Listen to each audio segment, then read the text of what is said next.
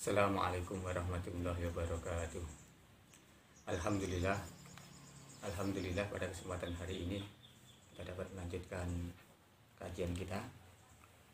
Yang sebelumnya, mari kita hadiah Fatihah untuk musannif hadal kita. Al-musannif hadal kita Al-Fatihah.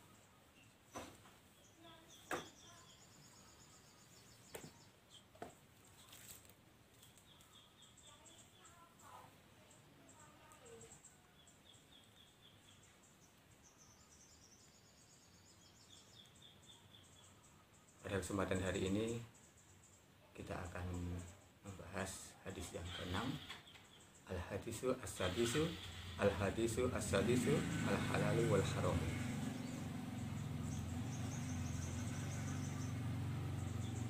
Al-hadisu utawi hadis as-sadisu kang nomor 6.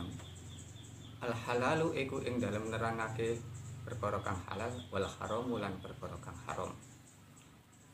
Hadis yang ke-6 ini menerangkan perkara-perkara yang halal dan perkara-perkara yang haram.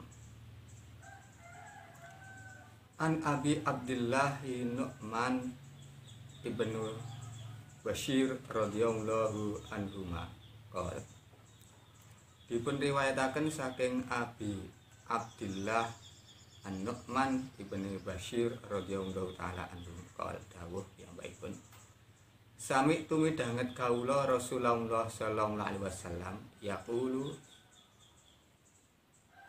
sami tumidanget kaula Rasulullah sallallahu alaihi wasallam ing Kanjeng Nabi, ing Kanjeng Rasul sallallahu alaihi wasallam yaqulu halil ngendika sinten Rasul. Pangandikanipun Rasul sallallahu alaihi wasallam, innal halala sak temene perkara kang halal iku bayyinun iku pertela. Wa annal harama lan sak temene perkara kang haram iku bayyinun iku nyata pertela. Rasulullah SAW berkata bahwa sesungguhnya perkara yang halal itu jelas dan perkara yang haram itu juga jelas. Wa bainahuma mustabihatun, wa bainahuma lan iku ing dalem antarane halal lan haram mustabihatun utawi ana perkara kang mustabihat kang samar. Layak lamuhunna kang ora mangerteni ing mustabihat sapa kasirun sapa wong akeh minan nasi saking manungsa. Dan di antara perkara yang haram dan halal itu terdapat perkara yang mustabihat, yang subhat, yang tidak dapat diketahui oleh orang banyak. Faman mongko utawi sapane wong itu iku ittaqo iku wedi sapa man. Ittaqo artinipun nggih ngedoi.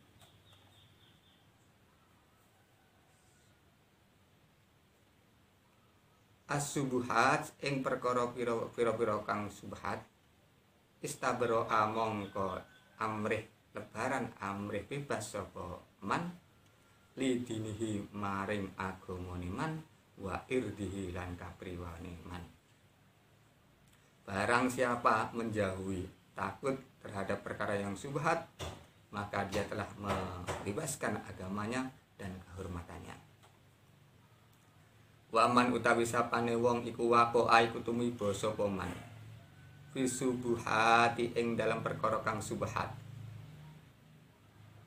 Waqo amangka tumiba sapa man fil harami ing dalam perkara kang haram.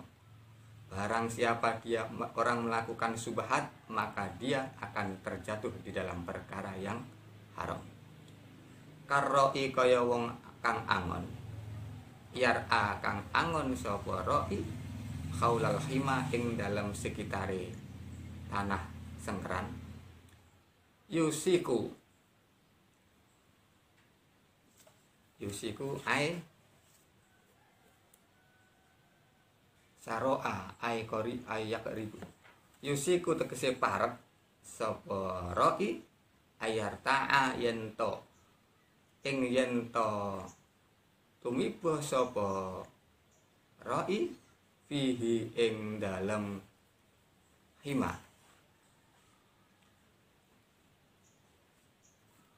Barang siapa seperti hanya seorang penggembala yang mengembala di sekitar tanah larangan, maka dia akan terjatuh di dalam perkara yang dilarang tadi. Ala iling-iling innalikuli malikin, sak temene iku kedue saben-saben malik hima utawi tanah sengkeran.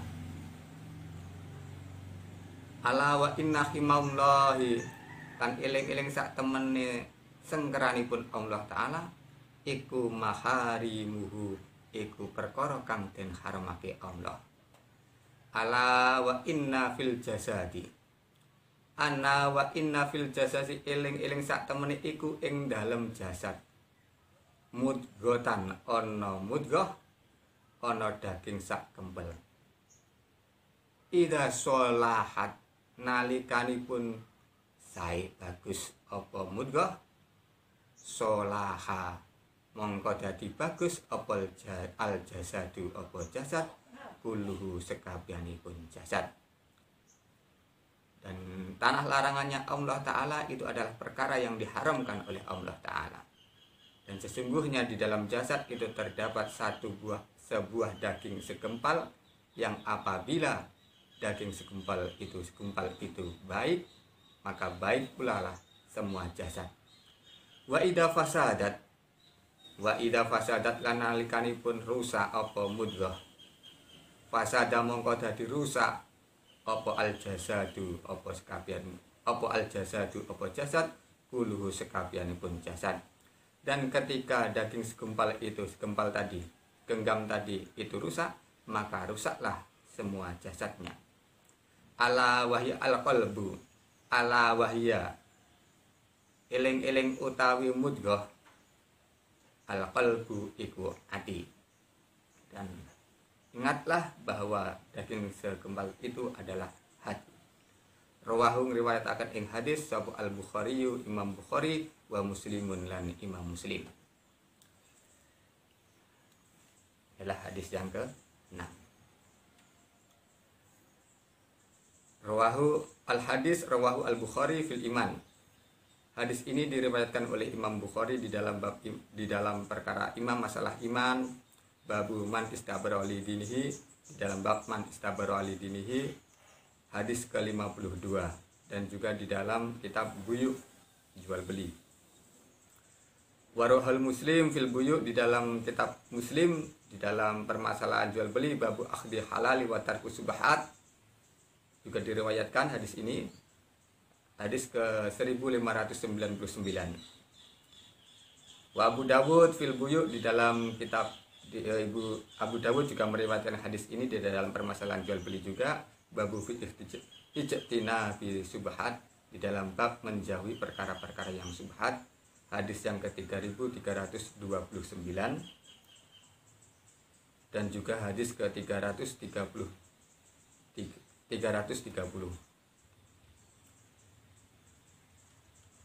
Wa Tirmidzi fil buyu bab tarku subhat, Imam Tirmidzi juga meriwayatkan hadis ini di dalam kitab jual belinya, bab tarku subhat, meninggalkan perkara yang subhat, hadis ke 1205. Wan Nisa'i fil bai', Imam Nisa'i juga meriwayatkan hadis ini di dalam kitab baiknya, bab ijtina bi subhat, dan bab ijtina menjauhi subhat, juz ke-7, hadis ke-241. Ibnu Majah juga meriwayatkan hadis ini di dalam bab fitan, babu mauquf inda subhat, hadis ke-3984. Ini adalah perawi hadis yang ke-6. Hadis ini mujma'un ala adimin mauqi'ati wa kasiratul fawaid. Hadis ini adalah hadis yang faidahnya sangat besar. Bahwa hadis allati yaduru alaihal Islam. Dan hadis ini adalah salah satu hadis yang menjadi kisaran hukum-hukum Islam. Sebagian jamaah mengatakan qala jama'atun wa huwa sulusuhu. Sebagian jamaah mengatakan bahwa hadis ini adalah sepertiga dari Islam. Wa qala Abu Dawud, dan Abu Dawud berkata begini, robu'uhu, hadis ini adalah seperempat dari Islam.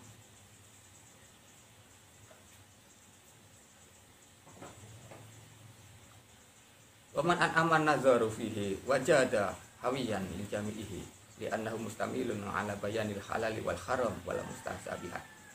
Dan bagi orang-orang yang mempunyai pandangan yang luas, pemikiran yang luas, maka dia akan menemukan kesemuanya ini di dalam hadis ini, akan menemukan kesemuanya perkara hukum-hukum Islam. Dikarenakan hadis ini mengandung perkara-perkara, menjelaskan perkara-perkara yang halal dan haram dan subhat. Wa ma yasluhu al-qalbu wa ma yufsiduhu, dan juga menerangkan perkara-perkara yang memperbaiki atau membuat hati ini menjadi bagus dan membuat hati ini menjadi rusak. Wa hada yastazimu ma'rifatul ahkam syariat usulaha wa furu'aha. Dan hadis ini juga mewajibkan untuk mengetahui hukum-hukum syariat, baik itu berupa dasar maupun furuknya. Bahwa al-aslu fi ahdil waro, dan hadis ini adalah dasar dari melakukan wirai. Bahwa atarku subhat, atau yang dinamakan wirai, yaitu meninggalkan perkara yang subhat. Dari hadis ini kita dapat mengambil beberapa pelajaran.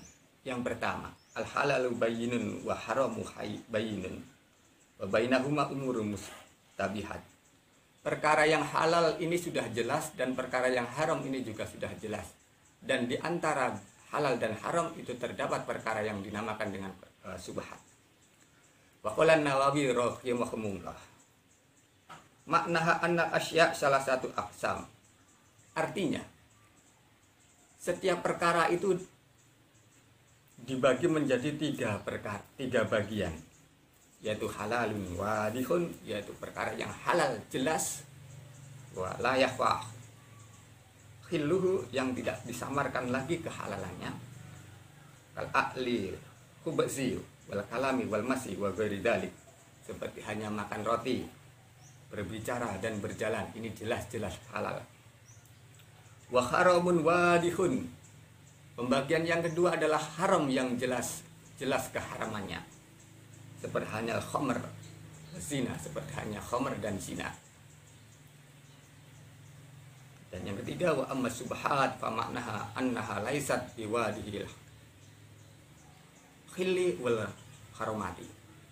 Adapun yang maknanya yang ketiga, yaitu mustabihat atau subhat, yaitu yang tidak jelas kehalalannya dan keharamannya. Walihada la ya'rifuha kasirun minan nas.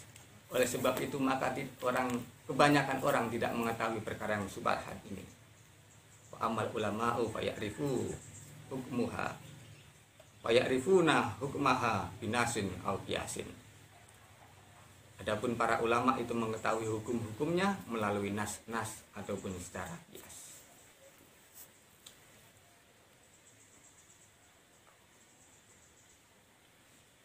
Wa minal wara'i tarku subhat misal adami muammalati insan fi malihi subhatun. Adapun sebagian perbuatan wirai, yaitu meninggalkan amalah dengan manusia, dengan orang lain, yang mana orang lain tersebut hartanya, di dalam hartanya terdapat perkara yang subhat atau bercampur dengan perkara riba. Ini adalah sebagian contoh dari wirai.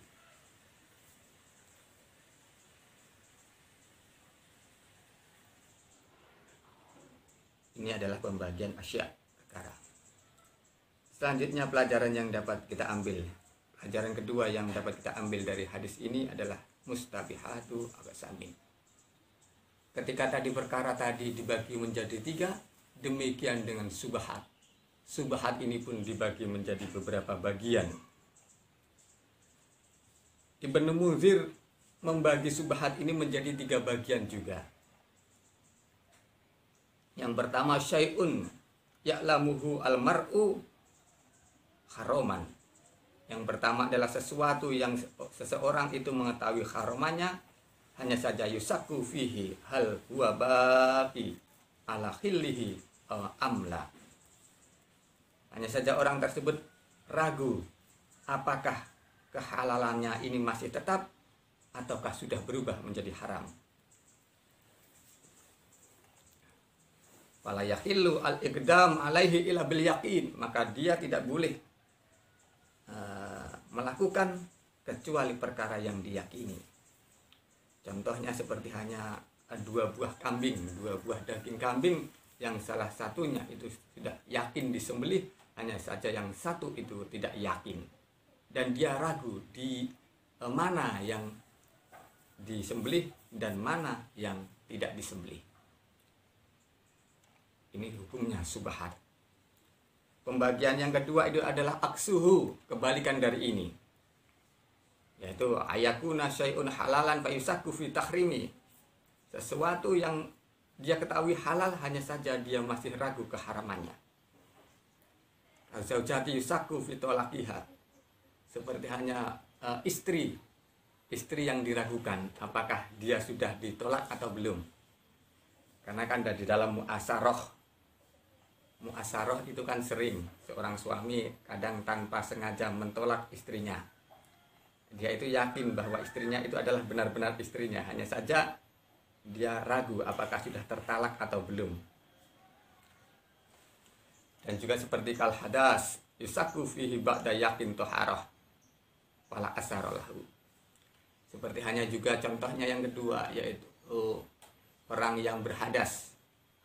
Orang yang hadas, dia ini ragu, tapi dia yakin bahwa dia telah toharoh, telah melakukan bersuci, tapi dia ragu sudah berhadas atau belum. Pembagian yang ketiga adalah syai'un yusakku fi harumatihi au khillahu ala syawa', yaitu perkara yang diragukan keharamannya dan kehalalnya itu sama, sejajar. Wal aula atanazaha anhu, maka sebaiknya menjauhi perkara-perkara yang ini. Kama fa'ala Rasulullah sallallahu alaihi wasallam fi tamrati as-saqitah. Seperti hanya Rasulullah sallallahu alaihi wasallam ketika meninggalkan tamr yang jatuh di firasnya. Pelajaran yang ketiga yang dapat kita ambil dari hadis ini yaitu al-aqwalu salaf min tarki subhat. Pendapat-pendapat para ulama salaf di dalam meninggalkan perkara yang subhat. Abu Darda mengatakan begini, tamamut taqwa ayat qaum laha al-abdu hatta yatayaqqa min misqala dzarrah.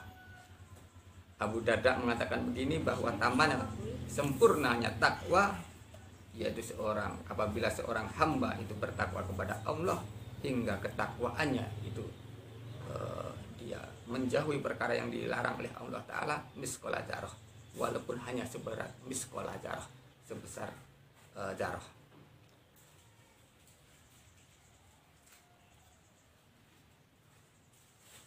Wa khina yatruku ba'da ma yura annahu halal khasiatan ayakuna haraman. Dan dia itu meninggalkan sebagian perkara yang halal karena takut ini adalah menjadi haram.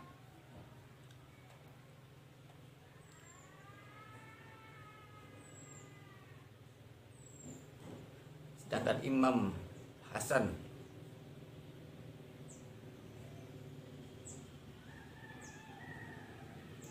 mengatakan begini, mazalat at-taqwa lil muttaqin hatta taraku katsiran minal halal mukhafatal harami. Yang dinamakan dengan takwa itu adalah tidak henti-hentinya bertakwa, sehingga al-muttaqin, orang yang bertakwa itu meninggalkan sebagian besar dari perkara yang halal dikarenakan takut terjatuh di dalam perkara yang haram.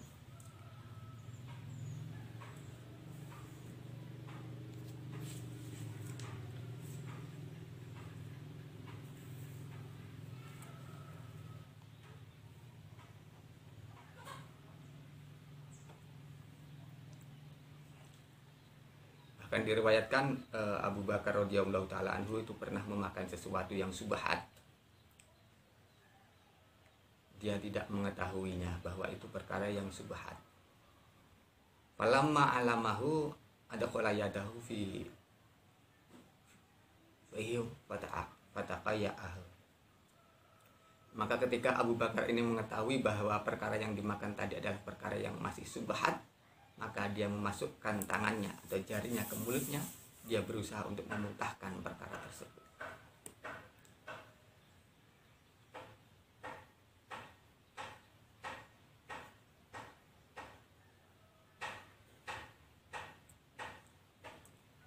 Bahkan saking hati-hatinya Benu Ibrahim ibnu Adham itu berkata begini, ala tasrobu minan ma'in min ma'i zamzam. Janganlah kamu meminum air zam-zam ketika kamu belum memiliki gayungnya sendiri, karena gayungnya itu disediakan oleh sultan, dan uang dari sultan itu banyak atau tercampur dengan perkara yang subhat.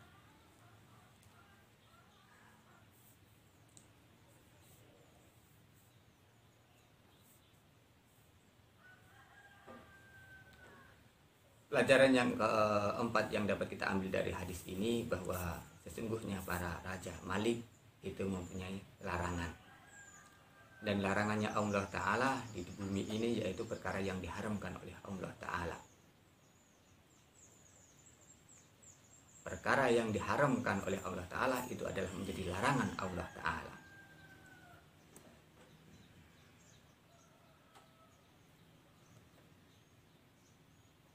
Walillahi subhanahu bil ardi hima wa huwa al ma'aswi wal muharramat faman irtakaba minha syai'an istahaqqa uquballahi fid dunya wal akhirah.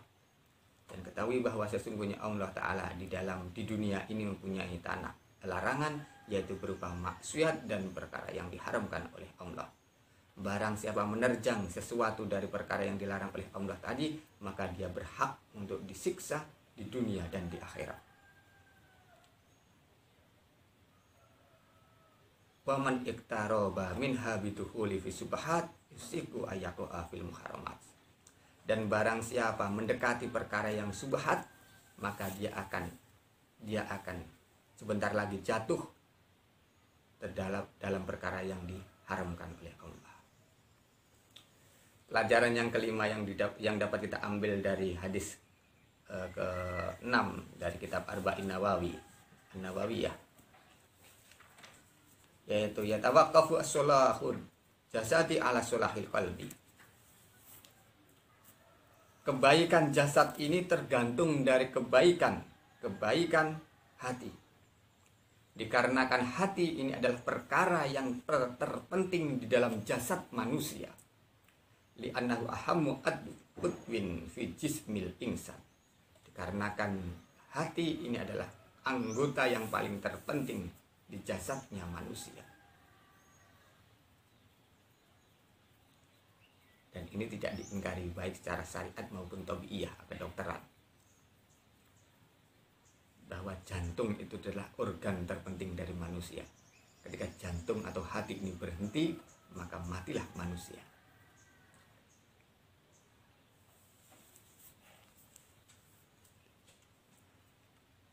Makanya Imam Syafi'i mengatakan membuat hujah di hadal hadis dengan hadis tersebut, bahwa annal asla aqli fil qalbi, bahwa sesungguhnya dasar dari akal yaitu hati.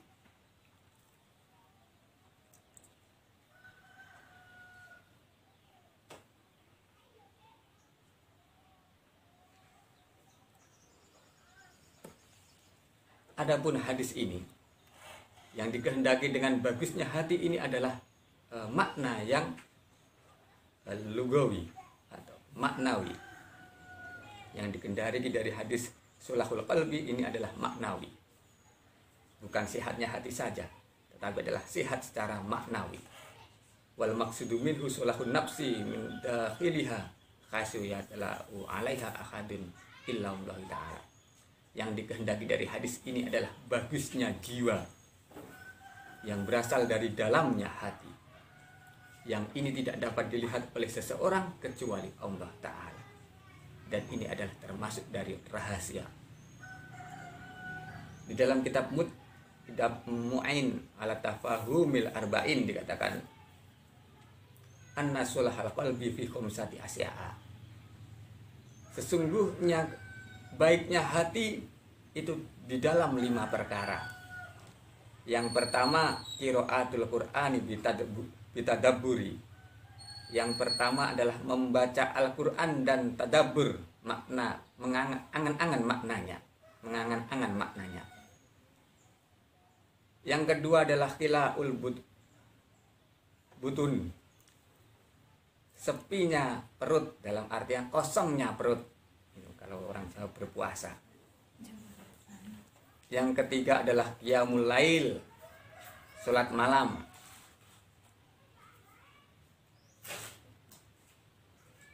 Wa tadarru inda suhur, DP ketika waktu sahur, membaca Al-Quran, perut yang kosong, salat malam, kemudian tadarruk di waktu suhur, wa majalisatu sholihin, dan duduk sering bergaul dengan orang-orang yang sholih. Kalau sekarang itu dilakukan ya, 5 ini, tombo ati, si Upi, tombo ati, ikuna 5 perkara nih. Itu. Yang terakhir, wakul tu aklul halal. Kalau menurut saya pengarang kitab ini adalah aklul halal, makan perkara yang halal. Karena makan yang halal akan menghasilkan energi yang positif. Wa idza dakhala haraman kharaja haraman, dan apabila yang masuk ke dalam perut itu adalah perkara yang haram, maka akan menghasilkan perkara yang buruk juga atau perkara yang haram juga. Energi yang dihasilkan pun mendorong terhadap perkara yang haram. Wa inda qala subhat kharaja subhat, dan apabila yang masuk ke dalam perut ini adalah perkara yang subhat, maka yang keluar juga akan menghasilkan tindakan yang akan subhat. Maka kita harus memperbanyak memohon kepada Allah Ta'ala diberi hati yang salim, wal qalbu salim, wa huwa unwanu fauz inda Allahi azza wa jalla. Hati yang selamat itu adalah alamat keberuntungan manusia di sisi Allah Ta'ala.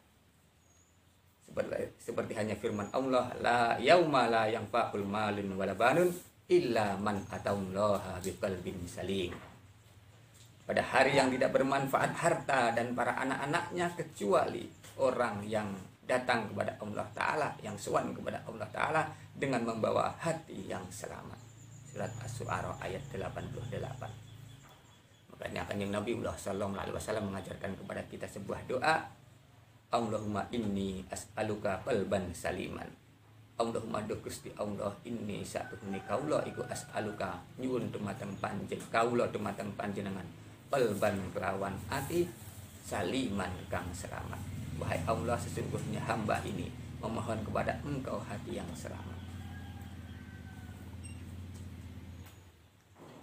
Sedangkan Imam Nawawi berkata begini, innama yasulu solahal qalbi bisalamatihi minal amrad al-batiniyah. Yang dinamakan dengan qalbi yang baik, hati yang baik, yaitu hati yang selamat dari penyakit-penyakit batin, seperti hanya dengan hasud, dendam, besar kepala, sombong, riya, dan lain-lainnya, egois dan lain-lain sebagainya.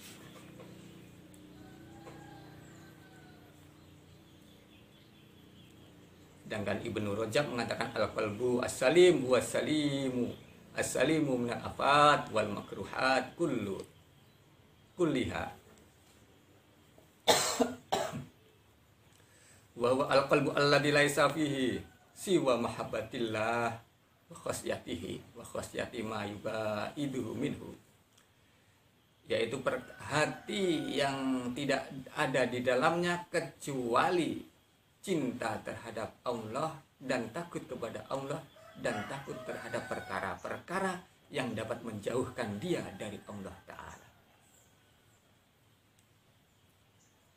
Maka selanjutnya Imam Hasan Al-Basri mengatakan begini, obatilah hatimu karena tidak ada hajatnya Allah Ta'ala pada seorang hamba yang di dalam hatinya terdapat penyakit.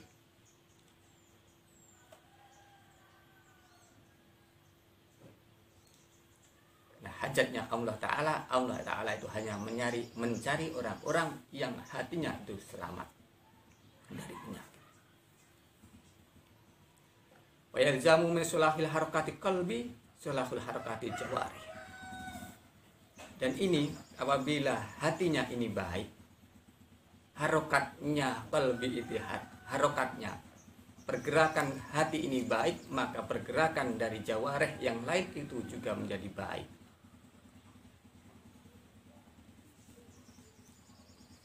Pelajaran yang keenam yang dapat kita ambil dari hadis ini, yaitu hadis ini memberi motivasi kita untuk melakukan perkara yang halal dan menjauhi perkara yang haram dan meninggalkan perkara yang subhat, dan berhati-hati di dalam urusan agama dan kehormatan, dan tidak mengkosongkan dari perkara-perkara yang diwajibkan oleh Allah Ta'ala, dan mengkosongkan dari perkara yang namanya suudon, buruknya persangka, dan terjatuh di dalam perkara-perkara yang dapat mengkhawatirkan dia jatuh di dalam perkara yang haram.